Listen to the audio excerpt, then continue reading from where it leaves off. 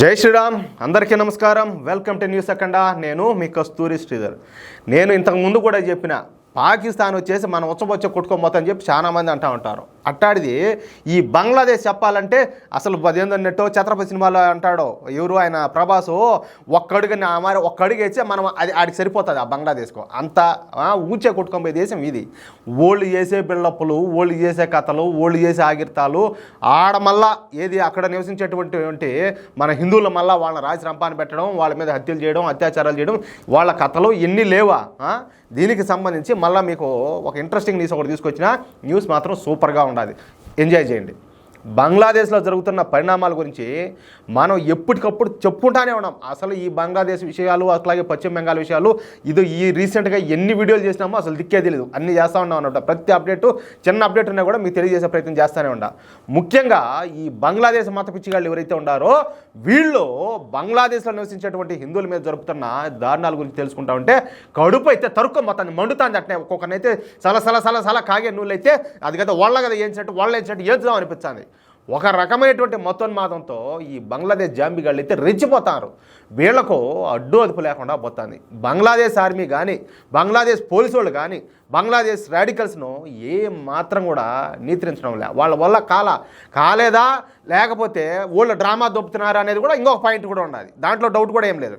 ఇక బంగ్లాదేశ్లో ఒక దిక్కుమాలిన మధ్యంతర ప్రభుత్వం ఏర్పడిన సంగతి మనకు అందరికీ కూడా తెలుసు. ప్రస్తుతం బంగ్లాదేశ్ ప్రధానిగా ఈ అమెరికా పప్పెట్టైనటువంటి మొహమ్మద్ యూనస్ వచ్చేసి బాధ్యతలు తీసుకున్న సంగతి మనకు అందరికీ కూడా తెలుసు. ఈ మొహమ్మద్ యూనస్ బాధ్యతలు తీసుకునేప్పటికి కూడా ఈయన అక్కడ ఒరగబెడతాంది, పీకుతాంది ఏం కూడా లేదు. బంగ్లాదేశ్లో యథావిధిగా హిందువులపై దాడులు జరుగుతూనే ఉన్నాయి. అయితే మొదటగా మోడీ ప్రభుత్వం బంగ్లాదేశ్ హిందువులపై దాడులను అరికట్టకపోతే బంగ్లాదేశ్కు విద్యుత్ సరఫరా ఆపేస్తా అని చెప్పేసి హెచ్చరికలు అయితే జారీ చేశారు. దీంతో దిగొచ్చిన బంగ్లాదేశ్ మొహమ్మద్ యూనస్ ప్రభుత్వం హిందువులందరికీ క్షమాపణలు కూడా చెప్పింది. తెలుసు కదా మీకు కూడా, క్షమాపణలు కూడా చెప్పినారు. ఇకపై బంగ్లాదేశ్లో హిందువులపై దాడులు జరగకుండా నిరోధిస్తామని చెప్పేసి, అలాగే బాధితులైన హిందువుల దగ్గరికి వెళ్ళి వాళ్ళకి సాయం కూడా చేస్తామని చెప్పేసి ఈ దిక్కుమాలిన మొహమ్మద్ యూనస్ ప్రభుత్వం భారత్కి అయితే తెలియజేసింది. కానీ బంగ్లాదేశ్లోని ఈ మతోన్మాదులను ఆపడం బంగ్లాదేశ్ ప్రధాని మొహమ్మద్ యూనస్ వల్ల చేతగాని చవట దద్దమైనాడనమాట. ప్రస్తుతం బంగ్లాదేశ్ ఆడిస్తుంది బంగ్లాదేశ్ ఆర్మీ కావడంతో ఇక మొహమ్మద్ యూనస్ ఏమీ చేయలేక ప్రేక్షక పాత్ర అయితే పోషించాడు.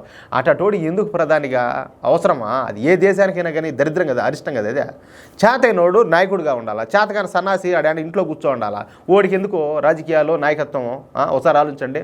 దీంతో ప్రధాని నరేంద్ర మోడీ అమెరికా అధ్యక్షుడికి ఫోన్ చేసి జో బైడెన్ ద్వారా బంగ్లాదేశ్ ఆర్మీ మీద ఒత్తిడి తీసుకురావడానికి ప్రయత్నం చేశారు. ఎందుకంటే ఒక మాట మాట్లాడతా, మనం ఏదైనా నిర్ణయాలు తీసుకున్నామనుకో, నువ్వు మత పిచ్చితోటి ఈ మాట చేస్తున్నావు అని చెప్పి ఒక రకము, నీకు మైనార్టీల మీద ఇట్లా దాడులు చేస్తారని చెప్పి గతంలో కూడా చాలాసార్లు మాట్లాడారు కదా. ఈ అమెరికా లాంటి బోకు దేశాల ఇట్లాంటి చేష్టాలు చేస్తారని చెప్పేసి చెప్పలేదనుకుంటే ఈ జో బైడెన్కో వాడు కూడా పీకేది ఏం లేదనుకో, అది వేరే విషయము. వాళ్ళకు కూడా చెప్పి బంగ్లాదేశ్ ఆర్మీ మీద ఒత్తిడి తీసుకురావడానికి ప్రయత్నం చేశారు. కానీ ఆ ప్రయత్నం కూడా విఫలమైపోయింది. దీంతో ఇక నేరుగా మోడీ ప్రభుత్వమే రంగంలోకి దిగింది. బంగ్లాదేశ్ ఆయువు పట్టుపై దెబ్బ కొట్టాలని చెప్పేసి మోడీ ప్రభుత్వం మొత్తానికైతే భావిస్తాందియా. ఇంతకు ఆ ఆయువు పట్టు ఏంటంటే బంగ్లాదేశ్కి ఆయువు పట్టు లాంటిది బంగ్లాదేశ్లో ఉండేటటువంటి వస్త్ర పరిశ్రమ. బంగ్లాదేశ్లో లక్షల మంది బంగ్లాదేశీలు ఈ వస్త్ర పరిశ్రమ మీద ఆధారపడి బతుకుతున్నారు. బంగ్లాదేశ్ ఆర్థిక వ్యవస్థలో ఈ వస్త్ర పరిశ్రమ విలువ దాదాపు 20% దాకా ఉన్నది. అయితే ఈ వస్త్ర పరిశ్రమ నడవాలంటే ఆయా సంస్థలకు ఏంటంటే డీజిల్ అవసరం ఉంటుంది. ఇప్పటి వరకు ఈ డీజిల్ను బంగ్లాదేశ్కు సరఫరా చేస్తుంది ఎవరయ్యా అంటే భారతే. చూడండి, మీకు తెలియని ఒక ఇంట్రెస్టింగ్ పాయింట్ అన్నమాట ఇందులో. మన దేశంలోని ఈ సిలిగురి కారిడార్ నుంచి బంగ్లాదేశ్లోని దినాజ్పూర్కు ఈ పైప్ లైన్ల ద్వారా భారత్ అయితే డీజిల్ను సరఫరా చేస్తుంది. అయితే బంగ్లాదేశ్లో హిందువులపై దాడులు ఆపకపోతే బంగ్లాదేశ్కు డీజిల్ సరఫరాను ఆపేస్తామని చెప్పేసి బంగ్లాదేశ్ ఆర్మీతో అలాగే బంగ్లాదేశ్ మధ్యంతర ప్రభుత్వంతో మన భారత ప్రభుత్వం తెగేసి చెప్పినట్టు తెలుస్తుంది. ఇకపైన బంగ్లాదేశ్లో హిందువులపైన ఏ మాత్రం దాడులు జరిగినా ఇక బంగ్లాదేశ్ విషయంలో కఠిన నిర్ణయాలు తీసుకుంటామని చెప్పేసి బంగ్లాదేశ్ ప్రభుత్వానికి అలాగే వాళ్ళ ఆర్మీకు మోడీ ప్రభుత్వం హెచ్చరించినట్టు తెలుస్తుంది. ఇక బంగ్లాదేశ్కు భారత సహాయ నిరాకరణ చేసినట్టయితే బంగ్లాదేశ్ మతోన్మాదులో వచ్చే నెల ఈ పాటికి అంటే సరిగ్గా ఒక 4 రోజులకు ఈ పాటికి రోడ్ల మీదకి వచ్చి పాకిస్తాన్ కంటే అద్మానంగా వీళ్ళు అడగతింటారు. దాంట్లో అయితే డౌట్ ఏమి లే. అందుకే బంగ్లాదేశ్ ప్రభుత్వం హిందువులను రక్షించే విషయంలో కొన్ని చర్యలను అయితే చేపడుతుందన్నమాట. వాళ్ళ రక్షణకు కొన్ని ప్రాంతాల్లో తమ సైన్యాన్ని మోహరించింది. అందుకే గత 4-5 రోజులుగా చూస్తే బంగ్లాదేశ్లో హిందువులపై దాడులు కాస్తో కూస్తో తగ్గుముఖం పట్టినాయి. లేదంటే ఈ పాటికే హిందువులందరినీ కూడా ఈ బంగ్లాదేశ్ మొత్తం ఈ జాంబీగాళ్ళంతా కూడా నామరపాలు లేకుండా చేసిండు. నేను ఇంకో మాట చెప్తా, మనం నీళ్ళు ఆపినా వాళ్ళు చచ్చారు, మనం కరెంట్ ఆపినా వాళ్ళు చచ్చారు, ఇప్పుడు నేను చెప్పినట్టు మనం డీజిల్ ఆపినా వాళ్ళు చచ్చారు.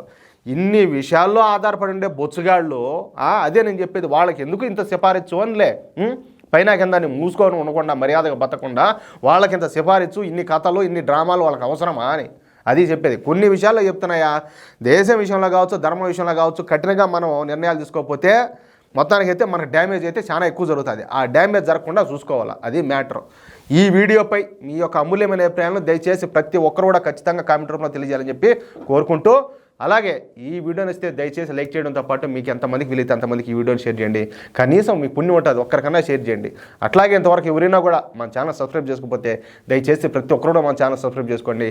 మేము అందించే ఇటువంటి ప్రతి ఒక్క ఇంట్రెస్టింగ్ న్యూస్ను మీకు నోటిఫికేషన్ రావాలంటే తప్పనిసరిగా బెల్ సింబల్ క్లిక్ చేయండి. ప్లీజ్ సపోర్ట్ చేయండి. జై శ్రీరామ్.